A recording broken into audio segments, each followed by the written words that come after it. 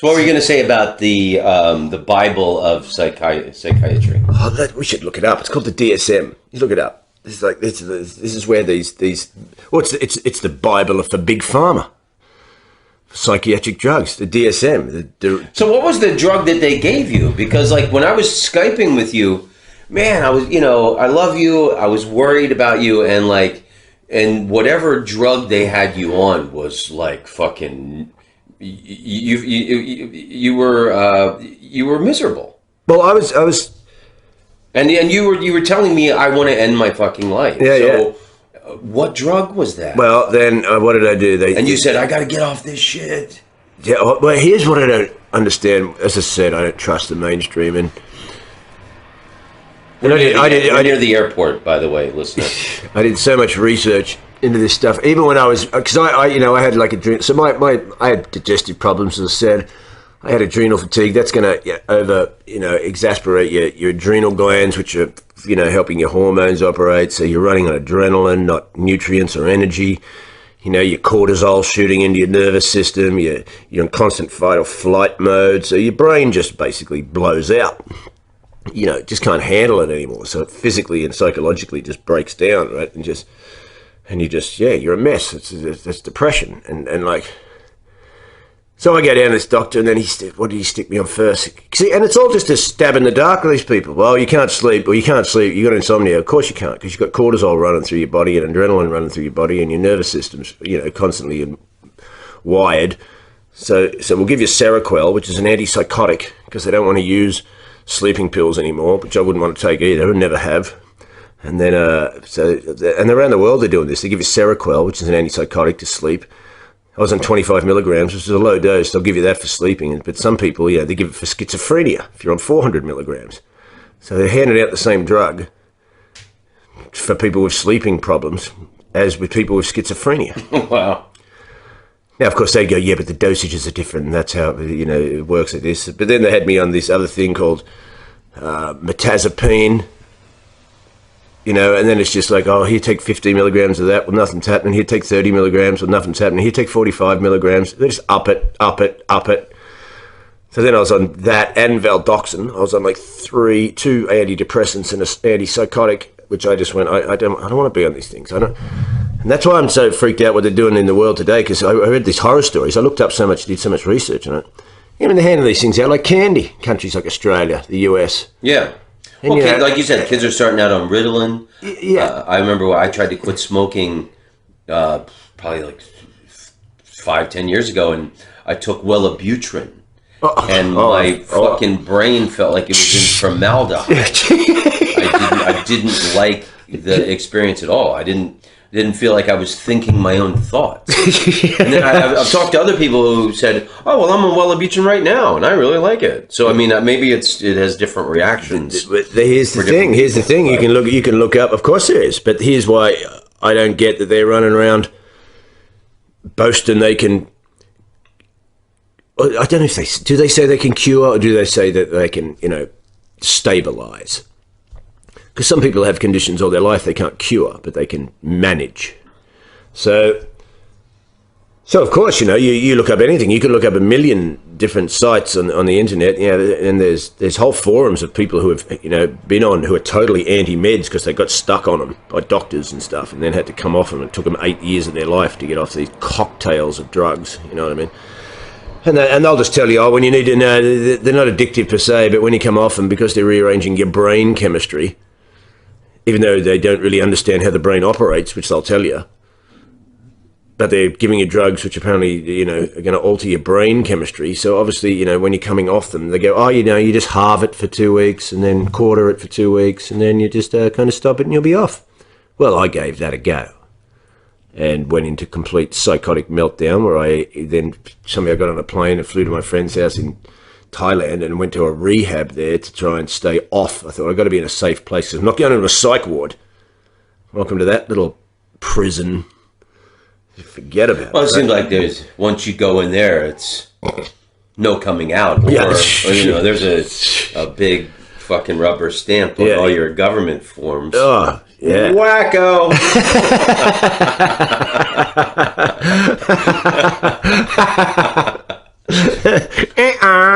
Well, I remember you were. So then I went over to that rehab, and then they whacked me on because the rehabs are a bit crap too. What did you do in Thailand? What was the rehab like? Yoga and like no pills and I tried to stay off the pills in the morning. Yeah, they try all that stuff. But I've done so much research in the past 3 years, and none of this stuff's really working to get people off these drugs. You can't just do their group therapy and then what do they feed them for? And they just let them eat sugar and drink caffeine and all that. It's like no. This is. I have my theories on how you heal yourself, but that's a long story. But they stuck me on some other. Then they stuck me on Zoloft, and they stuck me on a thing called Abilify, which is big in the States. They love to advertise Abilify in the States. And then I got back. Well, so what's that shit like? Oh, it's another antipsychotic. They give that to schizophrenics too. And then I saw I came back here, saw a psychiatrist. He goes, "Who put you on Abilify?" I go, "Another psych. What are you doing on this? Trying coming off that bad boy when you're not a schizophrenic." Welcome to hell, ladies and gentlemen. Wow. Welcome to the worst cocaine, acid, whiskey hangover you've ever had times 1,000.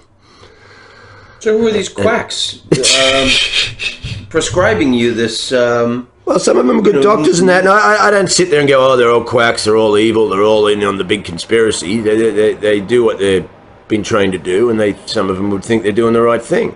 But these days, when they're given some 18-year-old girl goes in there because she's a bit stressed out from uni, and they go, "Here, take Prestique," and they go, "Okay," and then 2 weeks later they try to stop it.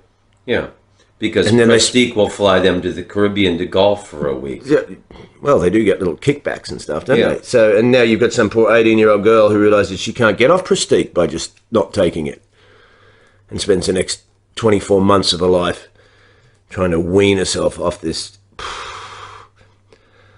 So I feel more sorry for those people who actually didn't have anything wrong with them that went in there and. Yeah. Because I didn't get forced. I went, well, I'm in a bad way, so I'll give it a go, right? But no, it didn't work. Well, I remember you were telling me you wanted to go to Mexico and go to some like ayahuasca farm. Did I pronounce it right? Well, it's not so much. He doesn't just do ayahuasca. He does. I spoke to this guy. He's well, this guy, he had a life and a half. He was on meth and that for like 20 years. Crack. His brother had killed himself in a rehab trying to get off crack. His mother had died on fucking meth and all this stuff. And he went and he just kept going to rehabs, and they kept filling him full of meds and all this stuff. And he went, no, there's got to be another way. So he just started weaning himself off, meditating 4 hours a day, changed all his diet, no sugar, no processed food, no dairy, everything organic that he could. Eventually he went and saw some, medicine men from different, Mexican fellas, and sort of, dealt with his own issues and just acclimatized his body. Those books in the 70s, I read a couple of Carlos Castaneda and all. Well, that's still going on. Well, it's more your San Pedro kind of. What was he taking in that? Peyote all that stuff. The first book was great. I read that. Yeah. It made me want to do peyote. And I tried peyote once in a tea form and puked violently, and it was a very unenjoyable experience. Oh, sure, it could be. I mean, there's a lot of ayahuasca's become very trendy now as well. Will mislead you. Oh, of course. This stuff is, I would never go and do, because it's become very kind of what they call tourist ayahuasca. Well, there's a huge industry now. There's an industry, right? And then there was an American who died in Peru. Yeah. Well, it was like 2 or 3 years ago. But here's the funny thing. People would go, oh, look, a guy died in Peru because he took ayahuasca. Yeah, do you know how many people have died on antidepressants and antipsychotics and anti-blood pressure pills and do you know how many people the medical industry kills every year? No, but look at the opioid epidemic in the United States right now. So many doctors have overprescribed opiates in the United States. It's just like your painkillers, Oxycontin and all this shit. What is that? Is that painkiller or is it? You know what? Or is it like Benzos? About 10 years ago, I went over to Juarez when I was playing in El Paso, and I bought some Oxycontin. And they were there in Mexico. I think it was like $30 a pill, which is really cheap. So in the States, it's got to be over 100. And I bought like 2 of them, and it felt incredible. And you're definitely, it's some kind of It's not a benzodiazepine, is it? Because that's your Valiums and your Xanax and stuff. no, it was pretty.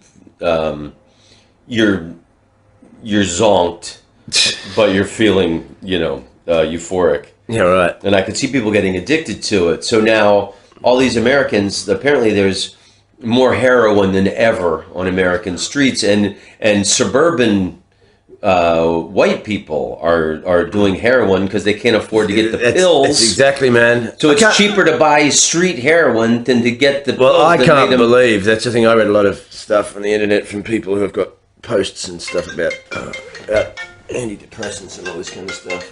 Hey, thanks for turning your phone off. Hey, can we interrupt this podcast for a sec?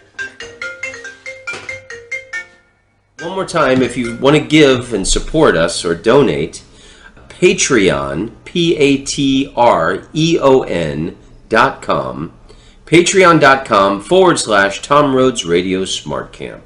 And if you want to enrich your life with wisdom and laughter, you can buy my brand new album, All Hail Laughter, on iTunes and Amazon. It's a double album, and it will certainly enrich your life with laughter. Enjoy. And we're back. Sorry about that, folks. Well, I was expecting a call from a friend of mine who was going to come out for dinner, and he's not. But anyway, you saw this old friend at the funeral yesterday. So yeah, I've seen him over the. But I like that story you told me about your friend who's funeral. We've got to change topics here. Yeah. In fact, yeah. Screw the psychiatric drugs. Tell you what, if they help you, they help you. If they don't, stay off them. If you're not that depressed, you think you're depressed, but you don't know if you can still function. If you can still function, start swimming. Eat some good food. Get some air.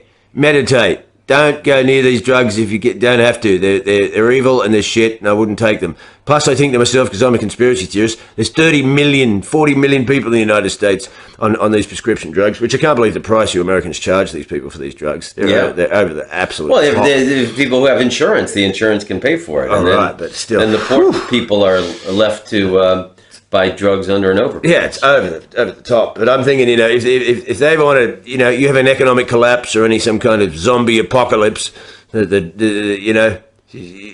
suddenly this shit ain't coming. You can't get your OxyContin or your Wellabrutin or your Prestique or your Seroquel, and suddenly you can't get it at the chemist, and everything's broken down in society. There's going to be 30, 40 million people having psychotic meltdowns. So. yeah. With withdrawal symptoms from hardcore psychiatric drugs. So do you think your hardcore embrace of conspiracy theories might have also led to your mental collapse? No, because I realised a few years ago after reading a lot of stuff that you just have to stay. You don't just believe everything you read.